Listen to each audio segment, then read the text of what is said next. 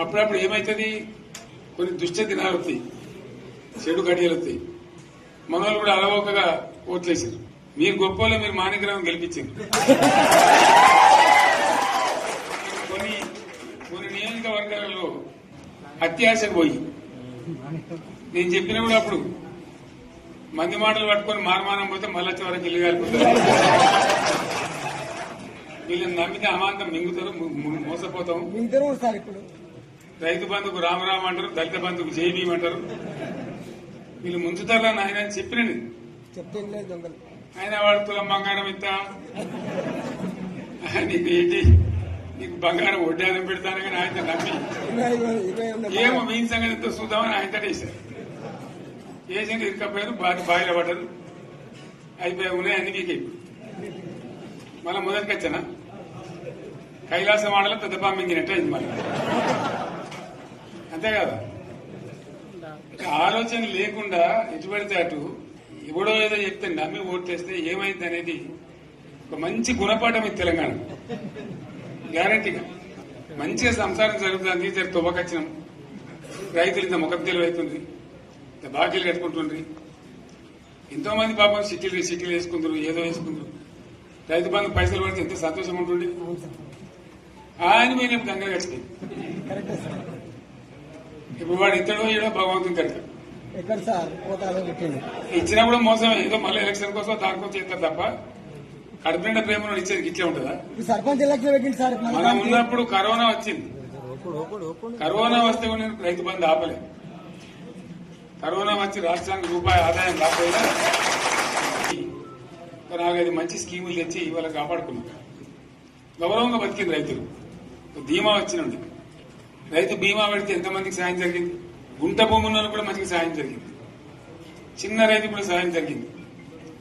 అట్లా అందరికి మనం గొర్రెల కాపలకు గొర్రెలు ఇవ్వడం కానీ, చేప పిల్లలు కానీ, అనేక రకాల అన్ని వర్గాల ప్రజలను ఎట్లా ఆదుకోనట్లు ఆదుకున్నాం.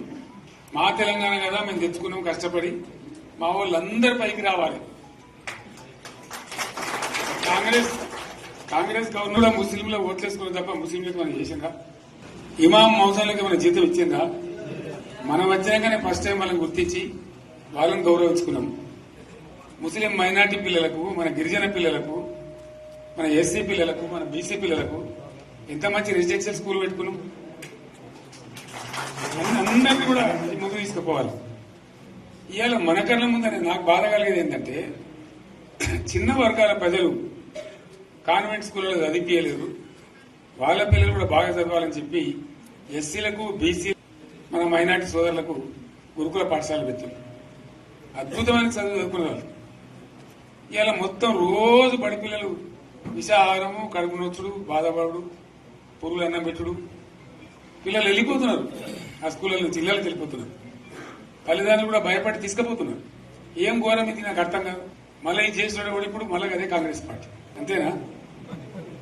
మళ్ళా పాత కాంగ్రెస్ మోపైంది, మళ్ళా కరెంటు కోతలు మోపైనాయి. వెనకాలం ఇంకేం గతి అవుతుందో, మార్చి ఏప్రిల్ ఏమవుతుందో. ఇంకా కరెంటు కోతలు మోపైనాయి, మంచినీళ్ళు సరికొత్తలు, అడిగే నాతులు లేడు. ఎవడన్నా గట్టిగా నిలదీసినట్టు వారికి పోలీస్ స్టేషన్లో పట్టేయడం. ఇదేనా రాజ్యం? ఇట్లా ఉండదా రాజ్యం? ఎందుకు వచ్చింది ఈ పరిస్థితి చెప్తా. నాకు తెలిసి నాకేం గుర్తులేదు. నేనేమంటున్నా అంటే, ఇట్లా అనేక పనులు చేసుకున్నాం మనం. గోదావరి నుంచి నీళ్లు తెచ్చుకున్నాం. నీళ్లు తెచ్చుకొని మంచినీళ్ళ తర్వాత సాగునీళ్ళు ఎంపడబడ్డాయి. మెదక్లో యువతల ప్రాంతం అంతా కొంత అందినాయి నీళ్లు. పాత మెదక్ జిల్లాలో నీటికి మిగిలిపోయినాయి. మన 2 తాలూకాలు నారాయణఖేడ్, జైరాబాద్. వాళ్ళకి నీళ్లు రావాలి. ఎట్లా రావాలి గోదావరి నీళ్లు? సింగూరు ఒక టైంలో నిండుతుంది, ఒక టైంలో నిండదు. మరి నిండినప్పుడు ఎట్లా? గోదావరి నీళ్ళు దిక్కు